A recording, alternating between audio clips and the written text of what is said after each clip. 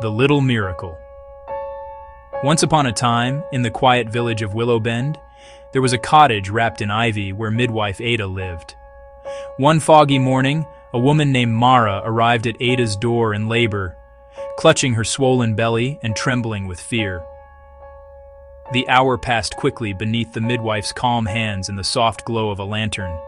Mara labored, breathed, and at last a cry filled the room. A newborn baby girl, tiny and fierce, was placed into Mara's arms. They named her Lark. Lark's eyes were the color of new leaves, and her hair shone like a halo in the lantern light. Everyone who met Lark felt a curious warmth, as if hope itself had taken a small, beating form. As the days went by, Mama Mara noticed something strange. Her belly, which had seemed to settle after delivery, grew soft and rounded again. At first, she told herself it must be swelling, or simply a trick of fatigue, but the feeling was unmistakable. New life had returned. Word traveled through Willow Bend. The baby was pregnant. At first, the villagers whispered in frightened tones. Some avoided the cottage, unsure whether this was a blessing or a sign of sorcery. Others came with offerings, lamb's milk, herbs, and woven talismans, hoping to protect the child.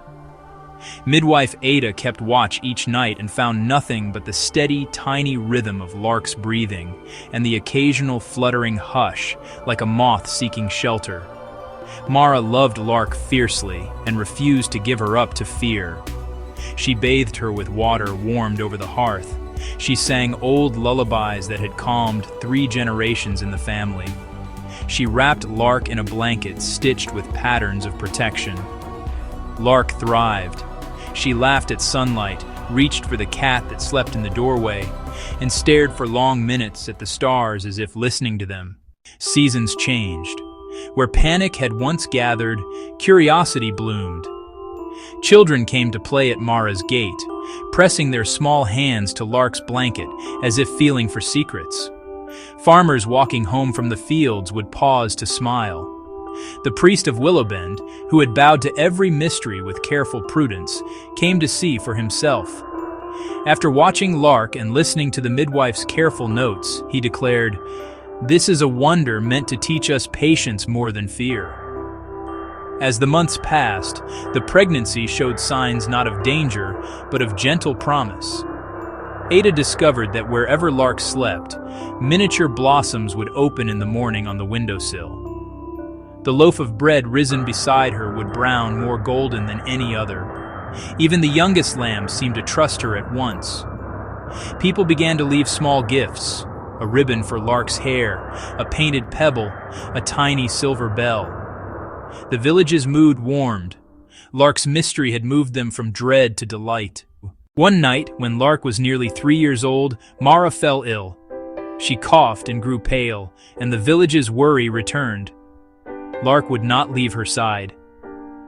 Each time Mara coughed, Lark placed a hand over her chest, humming a tune she had learned from the Sea of Stars. The bells someone had given her chimed gently against her wrist. The very next morning, Mara's color returned as if the air itself had shifted.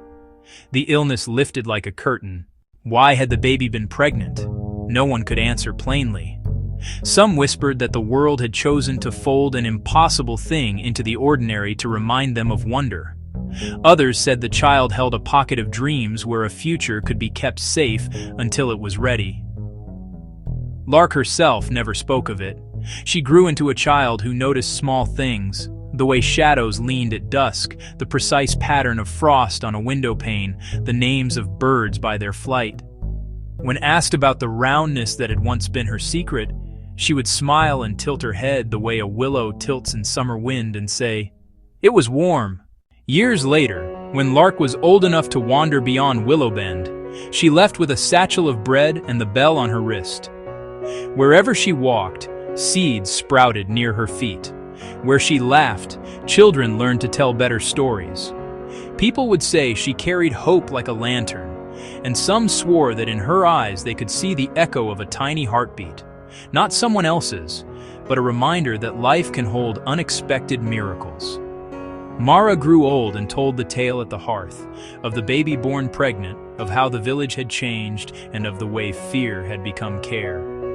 Children would lean in close, imaginations wide, and when they asked whether the miracle would ever come again, Mara would pat the blanket that had once wrapped Lark and whisper, "Perhaps.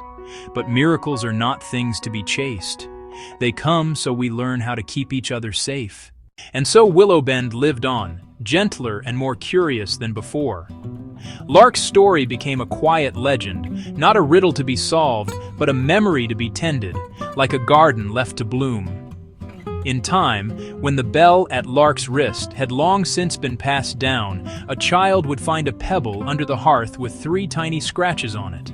They would tuck it into their pocket and someday tell their own child about the baby who was born pregnant and the way a village learned to love because of one small, impossible wonder.